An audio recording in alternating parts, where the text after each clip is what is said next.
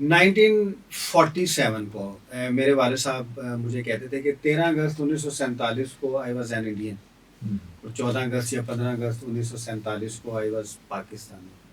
تو یہ ایک دن میں یا 2 دن میں جو ایک پورا ایک نیشنلزم تھا وہ چینج ہوا. یہ پاکستانی ہونا ایک ایسا نام آیا جو ریلیٹ ہی نہیں کرتا تھا. بیسکلی یہ انڈس لینڈ ہے.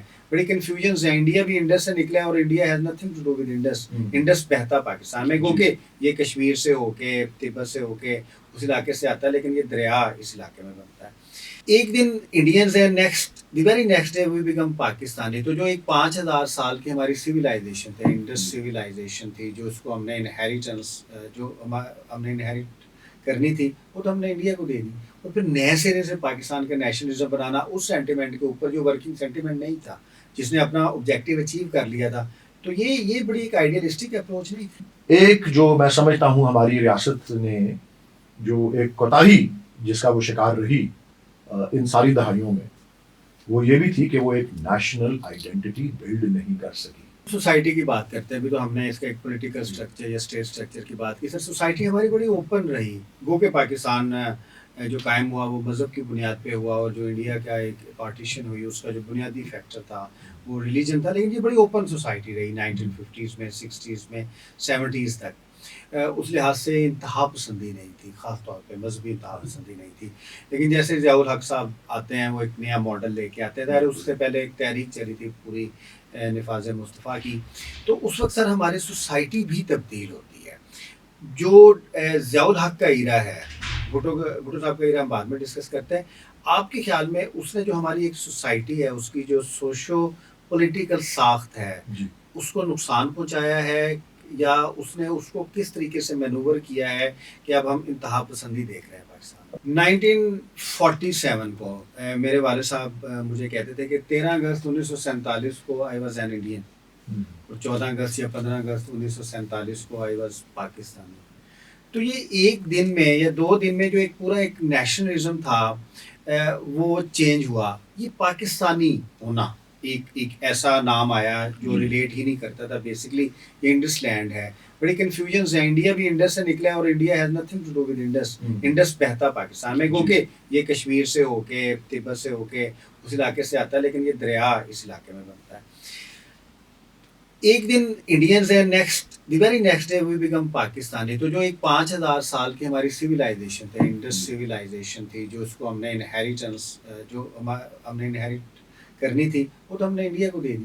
اور پھر نئے سرے سے پاکستان کا نیشنلزم بنانا اس سینٹیمنٹ کے اوپر جو ورکنگ سینٹیمنٹ نہیں تھا، جس نے اپنا آبجیکٹیو اچیو کر لیا تھا.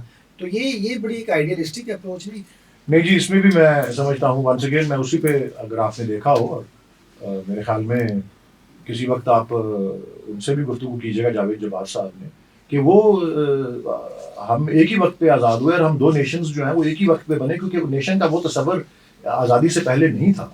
اور ہم نے جو ایک، میں آپ کو جو ابھی گفتگو میں عرض کرتا بھی رہا ہوں کہ ہم نے کچھ غلطیاں زیادہ کی، سروائیول موڈ میں ہمارا ویژن شارٹ ٹرم رہا. ایک جو میں سمجھتا ہوں ہماری ریاست نے جو ایک کوتاہی جس کا وہ شکار رہی ان ساری دہائیوں میں، وہ یہ بھی تھی کہ وہ ایک نیشنل آئیڈینٹی بلڈ نہیں کر سکی. ایک نیشنل آئیڈینٹی، ایک قومی تشخص جو ہے وہ بلڈ کرنا بھی نیشن بلڈنگ کا ایک پارٹ ہوتا ہے.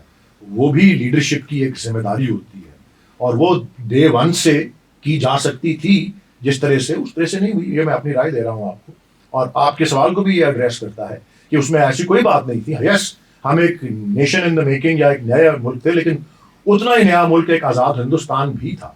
ان کی نیشنل آئیڈینٹی کا طریقہ کار جو ہے انہوں نے اور اپنایا. ہم نے نیشنل آئیڈینٹی کو جو ہے وہ اس طرح سے سینٹرلائز کرنے کی، یا وہ ڈسپیٹ ہو گئی، یا اس طرح سے نہیں بن سکی. اور ایک فیڈرل سٹرکچر، بائی دا وے، اگر آپ دیکھیں قائد اعظم کی جو 14 نکات ہیں، ان میں پہلا نقطہ جو ہے وہ یہی ہے کہ فیوچر کانسٹیٹیوشن فیڈرل ہوگی، اور ریزیڈیوری پاورز جو ہیں وہ پروونسز میں ویسٹڈ ہوں گے. اور آپ کو اندازہ ہے کہ الہ آباد کے خطبے میں 1 سال بعد علامہ نے بھی ایگزیکٹلی یہی بات کی. ان کے بھی 1-4 لائنیں اسی موضوع کے اوپر ہیں.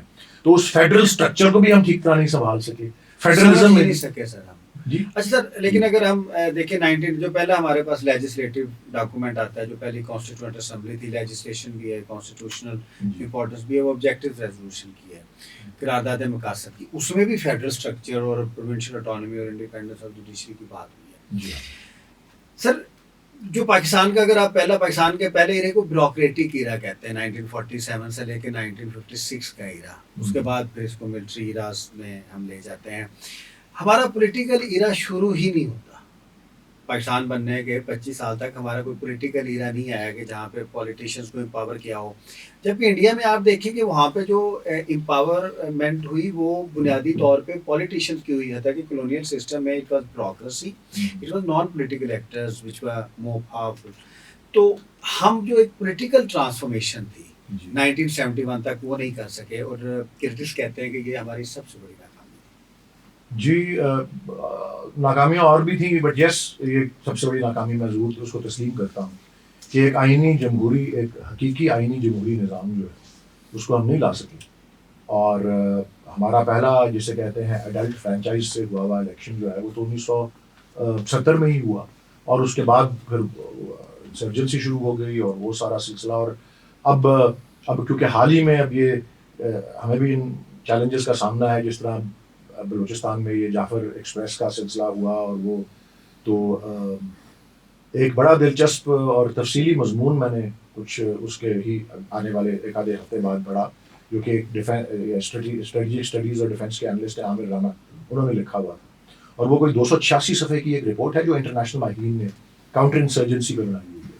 تو وہ 1971 میں پاکستان کے ساتھ جو دو لخت ہونے کا جو المیہ تھا اس کو بھی اس میں انالائز کیا ہوا ہے، کیونکہ کاؤنٹر انسرجنسی کی جو انہوں نے اسٹڈیز دنیا بھر کی ہوئی ہیں، اور اس میں انہوں نے 2 ریزنز بتائے ہیں کہ اس کے یہ نتیجہ کیوں نکلا. اور پہلا تھا ایکسیسو یوز آف فورس، اور دوسرا تھا the suppression of the democratic process. کہ جی اب جب الیکشن ہو گیا، رائے عامہ جو ہے وہ سامنے آ گئی، اس کو ملحوظ خاطر ہی نہیں لایا گیا، اسے کسی خاطر میں نہیں لایا. تو یس میں سمجھتا ہوں کہ جی ہم وہ کر کے بھی ایک پروسیس اس کو پھر ہم اس کے منطقی انجام تک نہیں پہنچا سکے، تو پاکستان جو ہے وہ 2 لخت نہ ہو. اور اگر آپ دیکھیں کہ جو اس وقت میں سمجھتا ہوں کہ اگر اس وقت کے جو 6 نکات جس میں مجیب الرحمان کے ساتھ وہ جو بھی اگرتلا کنسپریسی ہو جو کچھ کیا، اگر آپ 18ویں ترمیم کے پاس اوپر آ جائیں، اس چھوٹا موٹا اگر وہ مجیب الرحمان کی ان 6 پوائنٹس کو تبدیل کریں تو وہ اسی پوائنٹ پہ آتا ہے. وہ آٹونومی مانگ رہے تھے اور کیا مانگ رہے تھے، جو کہ آپ نے دے دی 18th امینڈمنٹ میں. آپ نے کنکرنٹ لیجسلیٹو لسٹ کو جو ہے ابالش کیا اور ایگزیکیوٹو پاورز کو بڑھا دیا، تو وہ اس سے ملتا جلتا آپ اس وقت بھی کر سکتے تھے، اور پرووائڈیڈ کہ یہ ایک ول ہوتی، پولیٹیکل ول ہوتی، لیکن وہ انفارچونیٹلی نہیں تھی. سر اس میں ناکامی پولیٹیشینس کی بھی ہے، اور وٹ آئی تھنک کہ سر کسی بھی سیاسی نظام کے 2 حصے ہیں. ایک اس کا پولیٹیکل پارٹ ہے جہاں پہ سیاسی جماعتیں پولیٹیکل پروسیس میں حصہ لیتی ہیں، پھر دے کم ان ٹو پاور. ظاہر ہے اس کا پورا پروسیس کا مقصد پاور میں آنا ہے. پاور کے بعد سیاسی نظام کا دوسرا حصہ شروع ہوتا ہے جو کہ گورننس کا ہے. آپ نے اچھی گورننس کرنی ہے اور آپ نے امپلیمنٹ کرنا ہے اپنا پولیٹیکل ڈیزائن تاکہ گورننس بہتر ہو سکے. اب سر جو ہمارا پولیٹیکل پروسیس ہے اس میں بھی یہ کرٹیسزم کیا جاتا ہے کہ وہ ملٹری نے اور دوسری جو فورسز ہیں اس یہ اسٹیبلشمنٹ ہے اس نے اس طریقے سے نہیں ہونے دیا جس طریقے سے ہونا چاہیے. اور ایک یہ بھی اس کا کاؤنٹر آرگومنٹ یہ آتا ہے کہ جو پولیٹیشینس تھے دے ور ناٹ ایبل انف. یہ 2 ایک آتے ہیں. اور اگر آپ گورننس پارٹ دیکھیں، کیونکہ سیاسی جماعتیں بری طرح گورننس میں بھی ناکام ہوتی ہیں، اور وچ از دی مور امپورٹنٹ پارٹ اس میں، کیونکہ وہ بیوروکریٹک ہمارا گورننس سسٹم ہے. چاہے اگر ابھی کی مثال ہے، چاہے پی ٹی آئی کی گورنمنٹ ہے کے پی کے میں، چاہے نون لیگ کی ہے، چاہے پیپلز پارٹی کی ہے، تو وہ ایک بیوروکریٹک گورننس ماڈل ہے. اس میں بھی پولیٹیکل امپاورمنٹ اس لحاظ سے نہیں ہے، نہ پولیٹیکل پروسیس میں ہے نہ گورننس کے پروسیس میں ہے. حتیٰ کہ لیڈ تو دونوں پروسیسز کو ہمارے پولیٹیشینز نے کرنا ہے. تو آپ کے خیال میں یہ پولیٹیشینز کا قصور ہے یا وہ جو فورسز جو ان کو امپاور نہیں کرنا چاہ رہی تھی ان کا اس میں کردار زیادہ ہے؟ جی آئی تھنک دونوں کا اس میں ایک مکس ہی ہے، اور وہ مکس بھی ہے جو وہ کافی پرانا ہے، اور وہ آئی تھنک 50 کی دہائی سے کسی نہ کسی رنگ روپ میں جو ہے وہ سامنے آتا رہا ہے. اور پھر اب یہ جنرل مشرف نہیں، جب he was running the country وہ کہا کرتے تھے پریس کانفرنسز میں لوگ ان کو، وہ ذرا ان کا تھا اسٹائل، ایک تو انہوں نے چینلز کو بھی وہی کیا شروع، اور وہ انفارمیشن اور براڈ کاسٹنگ والے اس کو سیکٹر کو ڈی ریگولیٹ کیا، آزاد کیا. تو وہ ان کو اکثر لوگ پٹ آن دا اسپاٹ کرتے تھے کیونکہ وہ اجازت دیتے تھے پریس کانفرنسز میں اس طرح کی چیزوں کی کہ جی یہ آپ جمہوریت کب لا رہے ہیں اور یہ کب کر رہے ہیں اور اس طرح کب پراپر بحال کب کریں گے آپ پروسیس کو کانسٹیٹیوشن واپس. تو وہ کہا کرتے ہیں میں جب کانسٹیٹیوشن چل رہی ہوتی ہے اور جب یہ پولیٹیکل کلاس ملک کو چلا رہی ہوتی ہے تو مجھے ہی پتا ہے فون کتنے آ رہے ہوتے ہیں مجھے وہ حزب اختلاف کے لوگوں کے کہ پولیٹیکل جو کلاس کے لوگ ہیں وہ خود پھر جو ہے وہ اس کا بنتے ہیں پارٹ اور وہ اس کو میچور نہیں ہونے دیتے. حالانکہ میں اس بات میں کبھی یقین رکھتا ہوں کہ آپ ایک ملک کے اور آج کل خاص طور پہ جس طرح سے ایڈوانسز ہو رہے ہیں science technology digital age artificial intelligence آپ عوام کی جو رائے ہے اس کو انڈر ایسٹیمیٹ نہیں کر سکتے. کوئی شخص وہ جتنا مرضی پاپولر ہو جتنا مرضی ہیرو ہو یا ہیروئن ہو وہ اگر آ کے نظام حکومت کو ٹھیک نہیں سنبھالے گا ووٹر اس کو نکال کے باہر پھینک دے گا. لیکن یہ اس کو پھینکنے دیتے نہیں ہیں اس نوبت کو آنے نہیں دیتے. بھائی 4-5 سال کا یہ عرصہ ہے. یہ ایک جب کچھ 10-8 سال پہلے کوئی ایک گفتگو اس پہ ہو رہی تھی تو یہ ایس ایم ظفر مرحوم اور 2-3 اور ماہرین جو تھے ان سے پوچھا گیا انہوں نے کہا چلیں یار 5 سال اگر نہیں برداشت کرنا تو آپ اس کو ترمیم کر کے مدت کو 4 سال کر دیں لیکن اس کو چلنے تو دیں کیونکہ وہ پروسیس جو ہے وہ ویڈ آؤٹ کر دیتا ہے. اس پروسیس کو نہیں چلنے دیا گیا اور اس میں کچھ ہاتھ جو ہے ایک اہم اور موضوع جو ہے وہ ریلیٹڈ ہے اس سے وہ یہ ہے کہ ایکسکیوز می پولیٹیکل پارٹیز کے اندر بھی جو ہے اس میں پراپر ڈیموکریسی اگر آئے تو وہ ڈیموکریٹک کلچر جو ہے وہ پھر اس کو اور زیادہ فروغ ملتا ہے. اس میں اگر وہ انورڈز جو ہے وہ جمہوریت لائیں گے تو پھر آؤٹ ورڈز بھی جو ہے اپنی پریکٹسز میں بھی جمہوریت ان کی جو ہے وہ رائج ہوگی. جی سر اب تھوڑا سا ہم سوسائٹی کی بات کرتے ہیں. ابھی تو ہم نے اس کا ایک پولیٹیکل اسٹرکچر یا اسٹیٹ اسٹرکچر کی بات کی. سر سوسائٹی ہماری بڑی اوپن رہی. گو کہ پاکستان جو قائم ہوا وہ مذہب کی بنیاد پہ ہوا اور جو انڈیا کا ایک پارٹیشن ہوئی اس کا جو بنیادی فیکٹر تھا وہ ریلیجن تھا. لیکن یہ بڑی اوپن سوسائٹی رہی 1950s میں 60s میں 70s تک. اس لحاظ سے انتہا پسندی نہیں تھی خاص طور پہ مذہبی انتہا پسندی نہیں تھی. لیکن جیسے ضیاء الحق صاحب آتے ہیں وہ ایک نیا ماڈل لے کے آتے ہیں. اس سے پہلے ایک تحریک چلی تھی پوری نفاذ مصطفیٰ کی. تو اس وقت سر ہماری سوسائٹی بھی تبدیل ہوتی ہے. جو ضیاء الحق کا ایرا ہے بھٹو صاحب کا ایرا ہم بعد میں ڈسکس کرتے ہیں. آپ کے خیال میں اس نے جو ہماری ایک سوسائٹی ہے اس کی جو سوشو پولیٹیکل ساخت ہے اس کو نقصان پہنچایا ہے یا اس نے اس کو کس طریقے سے مینوور کیا ہے کہ اب ہم انتہا پسندی دیکھ رہے ہیں پاکستان؟ میں سمجھتا ہوں کہ جی اس کو بہت زیادہ نقصان پہنچایا.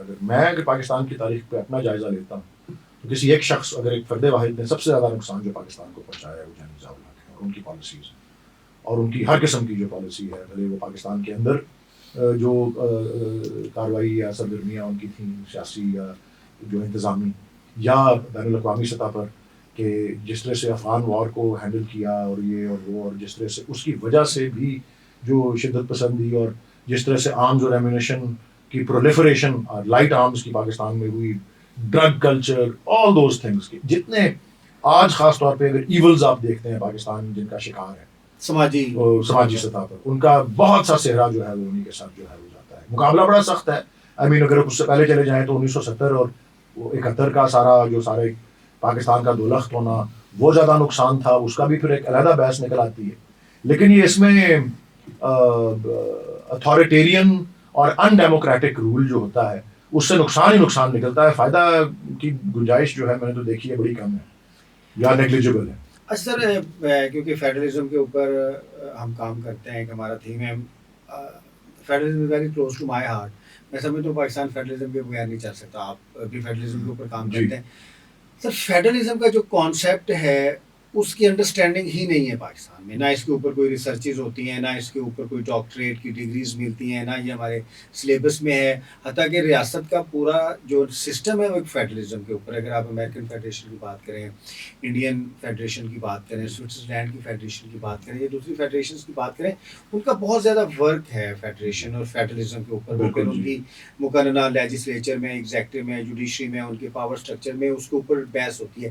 پہلا کویشچن ہی یہ ہوتا ہے کہ وہ फेडरल पर्सपेक्टिव से देखते हैं। हमारी फेडरेशन की रियासतें अगर हम 1947 से लेके 2025 तक आ जाएं, फेडरल पर्सपेक्टिव की लिहाज से तो चीज़ें देखी नहीं जाती, ये तो इंतहाई यूनिटरी और सेंट्रलाइज पर्सपेक्टिव से लिहाज से देखा जाती हैं। तो सर ये फेडरलिज्म की हकीकत को पाकिस्तान ने क्यों कभी कबूल नहीं किया, क्योंकि पूरी पीछे हिस्ट्री भी यही आ रही थी, और पाकिस्तान को सेंट्रलाइज्ड हुकूमतें क्यों सेंट्रलाइज तरीके से चलाना चाहिए? मैं वंस अगेन यही समझता हूँ कि ये ऑटोक्रेटिक स्टाइल ऑफ गवर्नमेंट जो है, अथॉरिटेरियनिज्म जो है, वो स्ट्रॉन्ग सेंटर वाली जो तस्वर है उसको हमेशा फरोग मिलता रहा।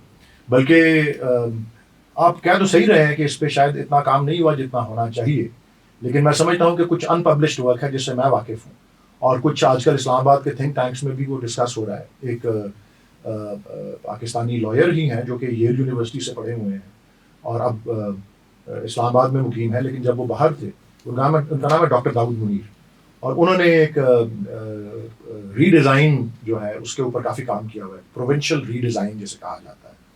और मैंने एक्चुअली वो मेरे ही, उन्होंने इनिशियल काम जो किया था वो मेरे ही, क्योंकि मुझसे उन्होंने रब्ता किया जब मैं पब्लिक लाइफ में ज़्यादा आया और उन्होंने कुछ आइडियाज़ मांगे, मैंने कहा कि इस पे काम करो।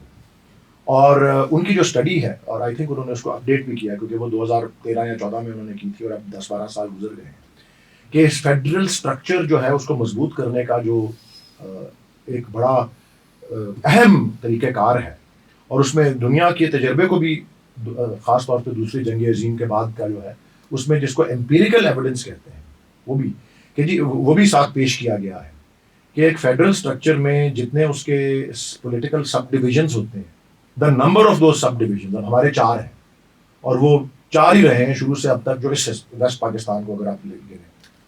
और वो जो दुनिया का तजर्बा है पिछले 90 साल से लेकर 100 साल तक का, वो तो ये रहा हुआ है कि जितने कम फेडरेटिंग यूनिट्स होते हैं उतना ही उस फेडरेशन को डिसइंटीग्रेट करने का जो है खतरा होता है।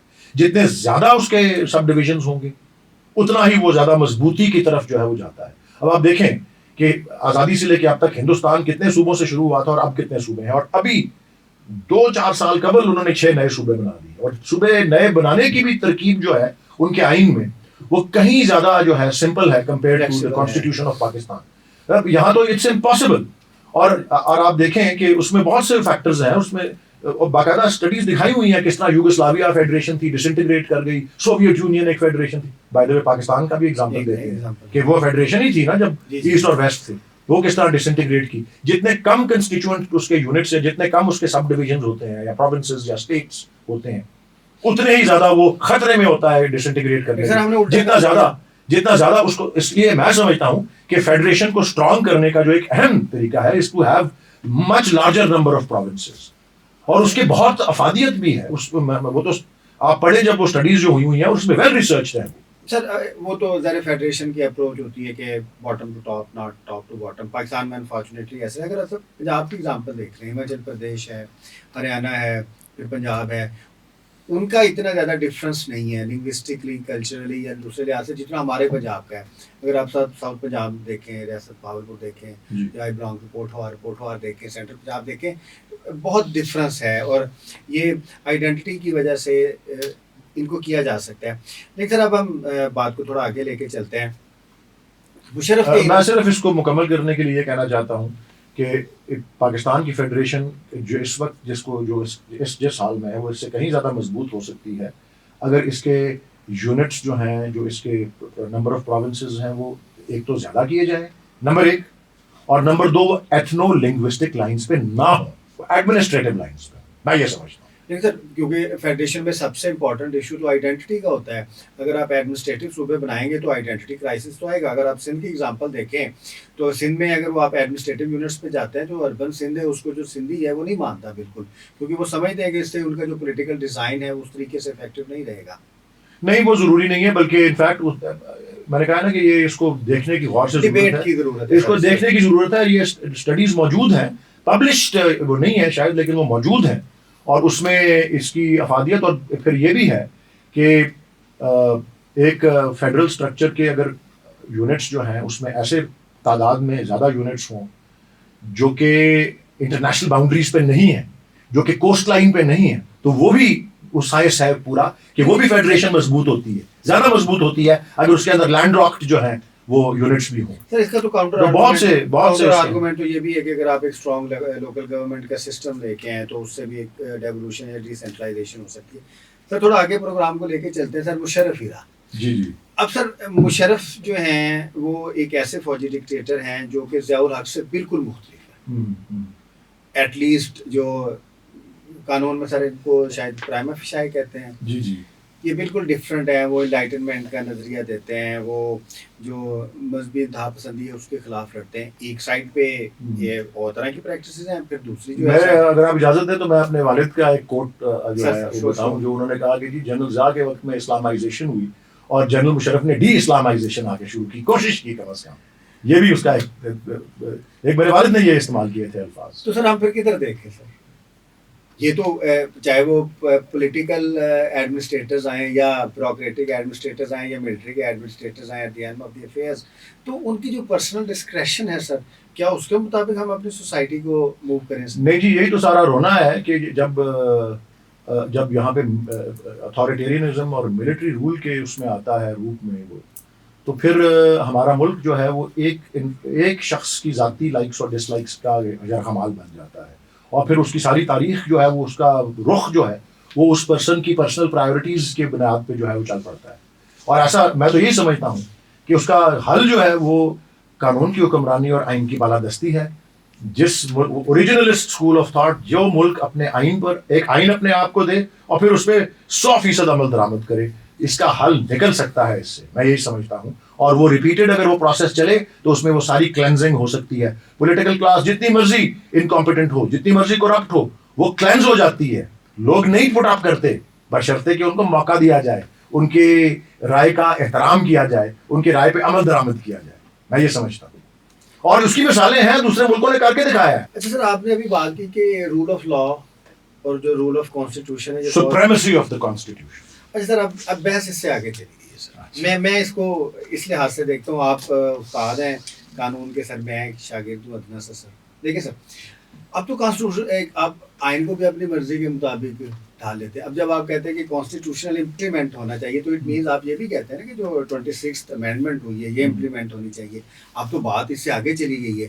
اب تو ہم نے کانسیپٹ کے اوپر آنا ہے کہ اس کانسیپٹ کے نیچے جو لیجسلیشن ہوئی ہے وہ تو آپ نے اپنی مرضی کی لیجسلیشن کر کی. اب جو پی کا ایک قانون ہے تو اگر وہ امپلیمنٹ ہوگا تو وہ جو ایک بنیادی تصور ہے فریڈم آف ایکسپریشن کا, میں اس کو فنڈامنٹل رائٹ کے طور پہ بھی نہیں لے رہا جو انشرائنڈ ہے ہمارے کانسٹیٹیوشن میں, اس کو تو اور طریقے سے دیکھا جائے گا. اب پاکستان میں اندر تو یہ ہم بحث بھی نہیں کر سکتے کہ قانون امپلیمنٹ کریں, کیونکہ قانون ایسے بن جائیں گے کہ جو ہمارے گلوں تک آ سکتے ہیں, ہماری زبان کو جو ہے وہ, ہماری سوچ کو جو ہے وہ دیکھ سکتے ہیں. ہم نے تو اب دوبارہ کانسیپٹ پہ جانا ہے تاکہ اس سے جو legislation originate who, that should have that ingredients of that concept.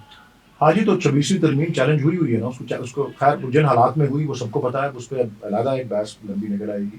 اور دوسرا خیر وہ بھی ایک آئین کا جو بنیادی ڈھانچہ ہے اس کے مسخ کرنے کا ایک پورا جو ہے کارروائی ہے 26ویں ترمیم, اور پھر پیکا اور اس طرح کی مزید ترامیم جو ہیں وہ اسی کا تسلسل ہیں. اور اس کو زیادہ سے زیادہ یہی کر سکتے ہیں شہری کہ اس کو چیلنج کریں کہ یہ آئین کے بنیادی ڈھانچے, بنیادی اسٹرکچر جو ہے اس کی ساخت جو ہے اس سے متصادم ہے, اس لیے اسے کالعدم قرار دیا جائے. اور یس, پیکا کی بھی اگر اس طرح سے جو کہ ظالمانہ کچھ ہیں اس میں شکیں, تو وہ بھی ہمارے ہی آئین کی جو آرٹیکل 19 ہے اس سے متصادم جو ہے قرار دینی چاہیے. اس کا بھی چیلنج جو ہے وہ ہوا ہوا ہے.